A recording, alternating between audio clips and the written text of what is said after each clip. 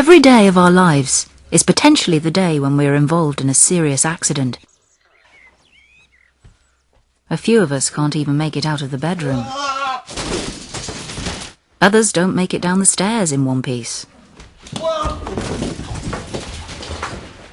A lot of us manage to cut or burn ourselves in the kitchen. And when it comes to do-it-yourself accidents, it seems there's no stopping us.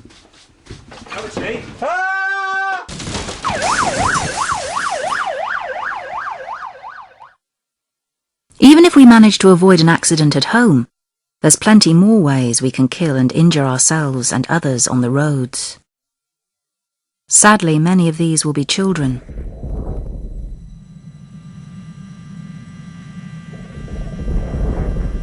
And how many of us have had a near miss recently?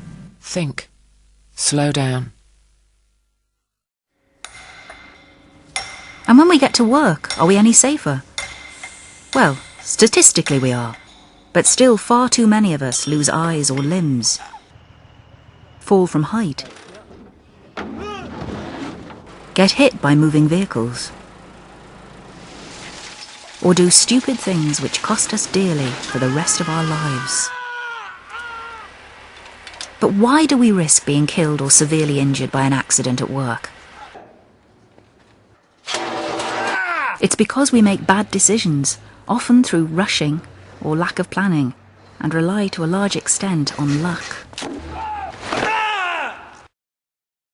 Every fatality starts with an unsafe act, and according to statistics, 1 in 2 million unsafe acts will result in a death.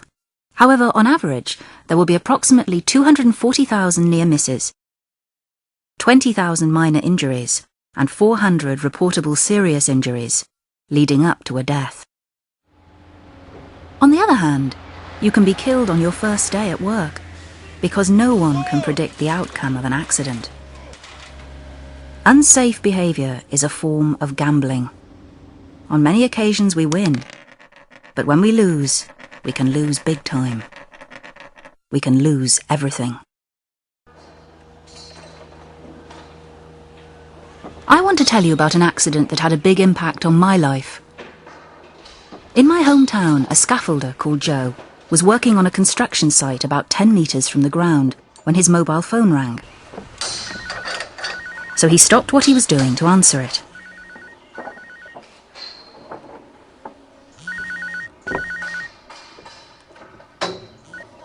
Hello, love, what's up?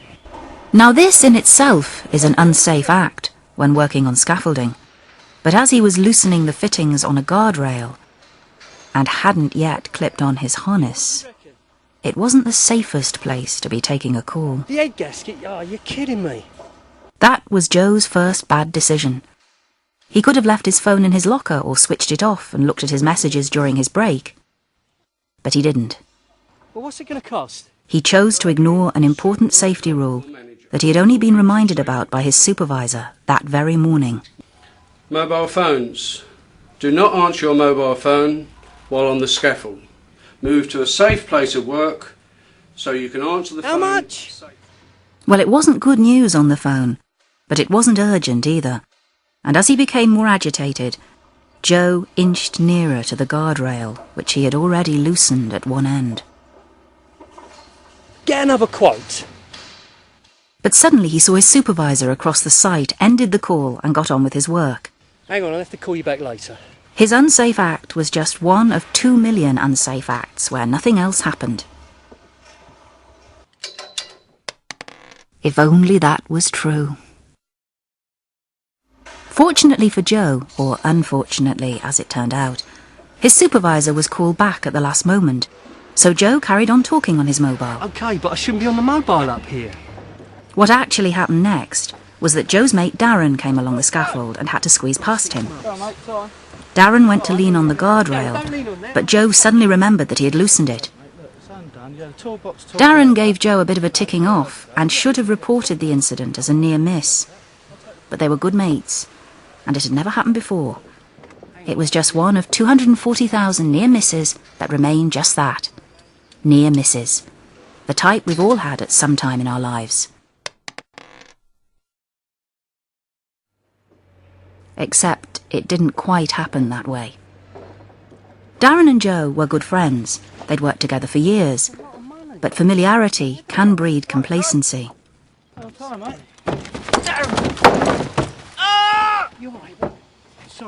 Luckily, Joe's quick reaction saved Darren from falling off the scaffold when the guardrail gave way. It held enough at one end for Joe to haul Darren back, but at the cost of a painful landing on his knee. Darren, I'm sorry. It was a minor injury, one of 20,000 minor injuries that never become anything else. A bit of first aid, a bit of sticking plaster, and a relieved friend who realises that it was his fault, but is too embarrassed to report himself to his supervisor. I'm so sorry, mate. I've never done anything like that before. You know that. But Joe didn't get away with it. His supervisor heard about the incident and conducted an inquiry.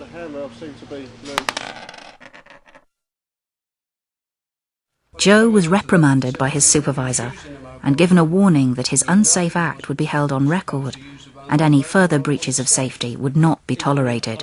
Well, it will be recorded and it will last on your record for 6 months. Darren, I understand... With 3 children and a new baby to support, Joe could not afford to lose his job. But apart from a minor injury to Darren and a warning as to his future behaviour, the cost of the accident was very small. At least it would have been, if that was the whole story. What actually happened that day is this. Joe did answer a phone call whilst he was in the act of loosening the guardrail fittings. Hello, love. What's up? He almost ended the call when he saw his supervisor. And Darren was pushing him to get a move on. But nothing happened to Darren. In almost all serious accidents, 85% of them could have been prevented by the person who had the injury. But Joe failed to see the hazard caused by loosening the guardrail while not clipped on. He didn't realise who might be in danger of an accident. He didn't think about the risk of answering his phone while in an unsafe position. And so there was nothing to prevent what happened next. Just see if you can knock him down.